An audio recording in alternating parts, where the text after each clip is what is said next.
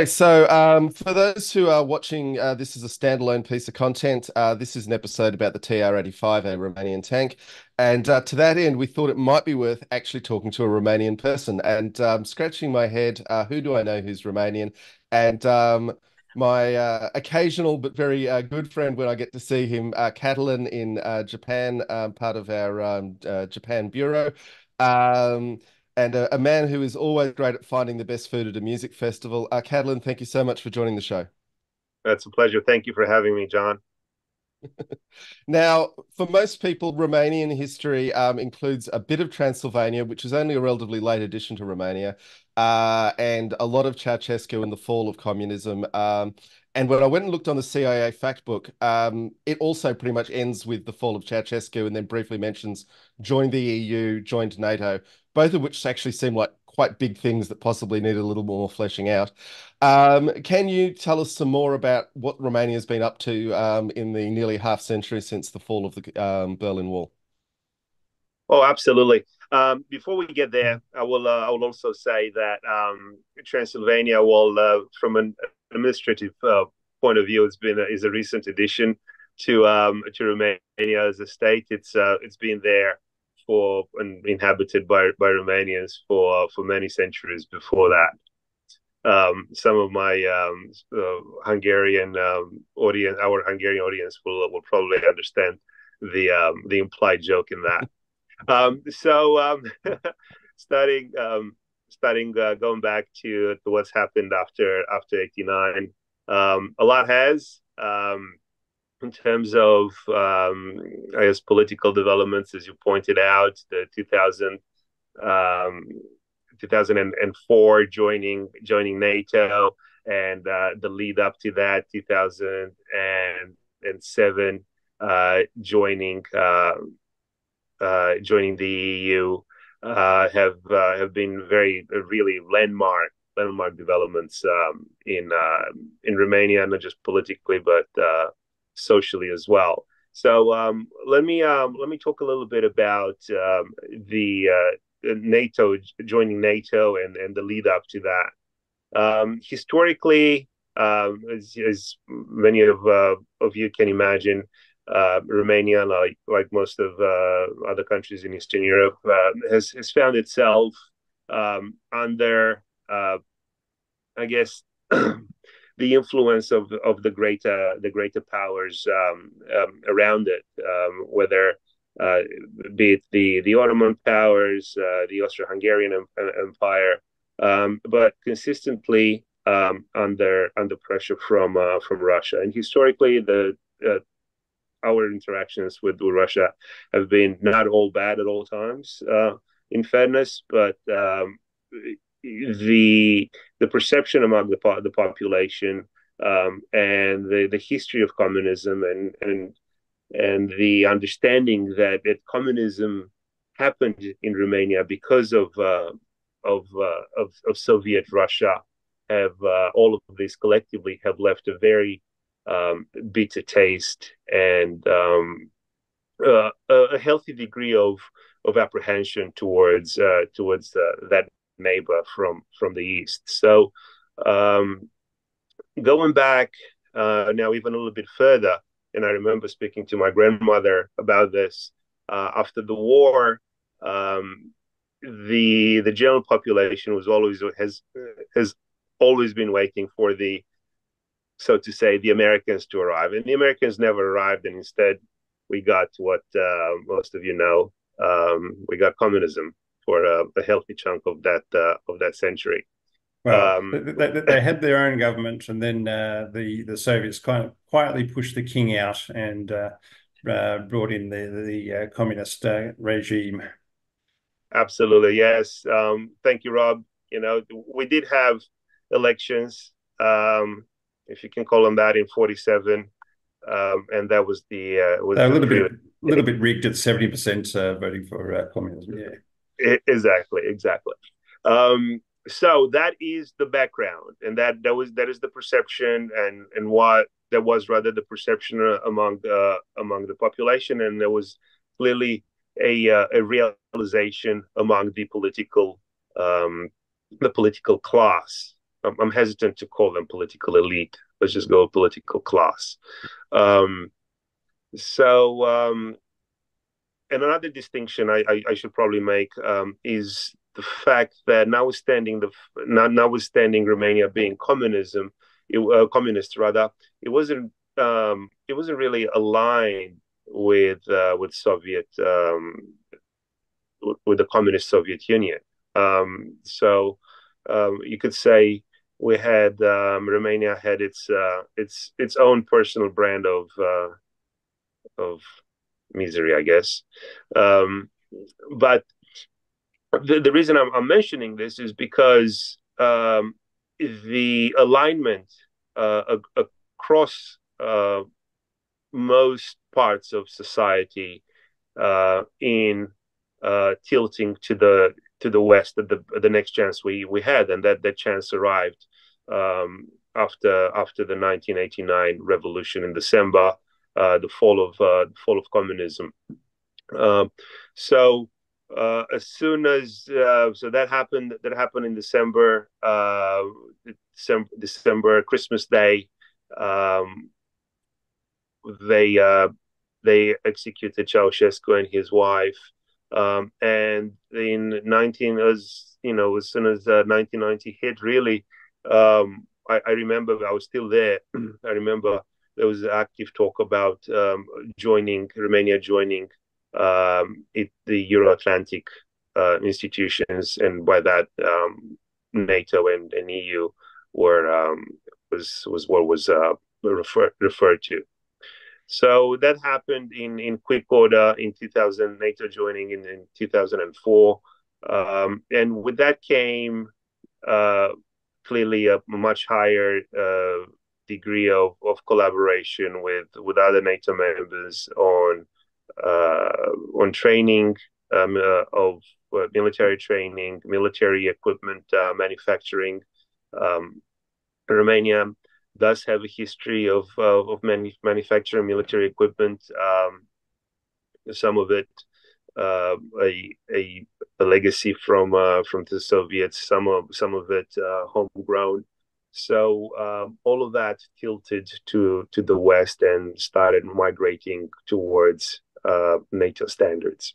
Yeah, the NATO and the US always love having another country on Russia's borders to be able to install electronic warfare and and listening devices. So just like Turkey and everywhere else, it's a case of if we can find another piece of plot of land that we can put a base on, away we go. Now, Exactly. do you think the violence of the '89 revolution contributed? Do you think that had any great impact upon the country? Whereas a lot of other Eastern Bloc countries of coming out of communism was basically a case of the communist regime just said we resign and walked out. Ceausescu decided he was going to try and suppress it, not letting anybody know that the Berlin Wall and everything else had fallen for a month before the word got out, and so there was a bit of a violent uprising. How did you feel about that? I think it's a terrible thing what happened, and it's unnecessary that so many people died during the revolution. Um, I will I will say that there are those who believe that the revolution was staged. It was a coup. It was and the population was used effectively by those who staged the coup in giving it legitimacy. And in the process, uh, people died, which is absolutely terrible. Young students died. Everybody believed. Most people believed in it. Everybody wanted Ceausescu gone. He was absolutely hated among the population. His wife, and their regime. And I do believe that there was an element of manipulation from those who orchestrated the coup. And that has left uh, to this day very bitter memories uh, among parts of the population who remember or care to remember what happened in those days. Um, so that is my view of around those events. That's my perception of what's happened. But I do remember as a student going back to Romania and going back to the resting place of some of the heroes of the revolution. Some of the, I guess the cemetery, right? It was those kids were young.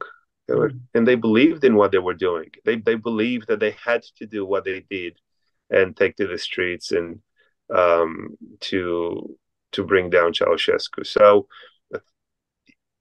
it's terrible. It really is terrible, is what I'll say. Now, just let's try and move the frame forward. Most countries find a huge increase in their standards of living when they join the EU. Has that carried through in Romania? Absolutely, absolutely. So um, the I will give some very high level numbers. I think the GDP adjusted for purchasing power estimated in 2024 is about 42,000 US dollars. Um, that is a manifold increase to what Romania had in uh, in the late 90s, manifold. And if you express it in the Romanian currency, which by the way has been quite stable in recent years, it's an even greater increase. And Planning to go to the Euro in 2029 or something like that? yes, that is a moving target, Rob. And yeah, every time a new a new, I guess, target deadline is set, and in the lead up to that, everybody gets excited. I mean, that's changed at least twice, um, as far as I remember. But yes, I think there's a good argument for Romania joining the euro. But to Okay, answer your and question, John, yes, yeah, clearly you, sure. you see you see a clear improvement in the standards of standard of living. Great. And I guess one thing I'm really interested in, part of the TR-85, the tank this episode's covering, is Romania's efforts to replicate German diesel engines. What is the Romanian economy look like in terms of manufacturing versus agriculture these days versus, say, the end of the Cold War? Right. So there's a big what happened unfortunately in the early 90s was a deindustrialization of the country um, in and the argument was all the industry that Ceausescu built was inefficient.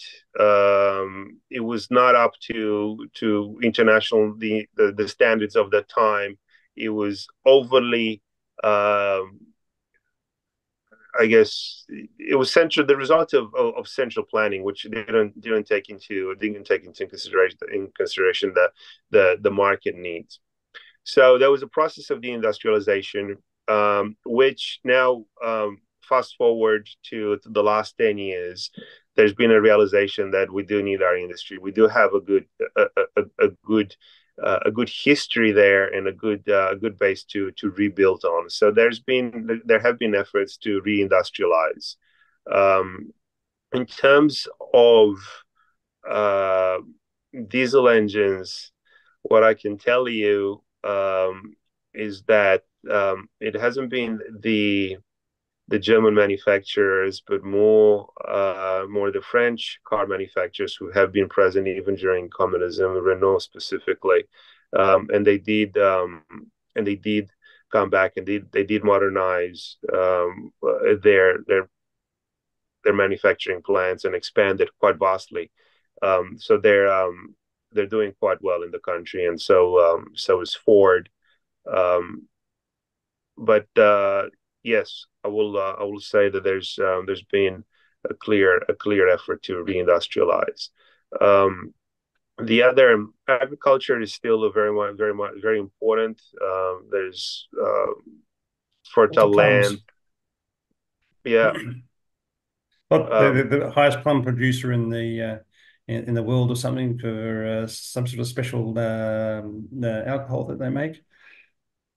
oh, the plums. Yes, of course. That stuff is dangerous. The good stuff is really good, but everybody makes it in their backyard, so you have to be careful.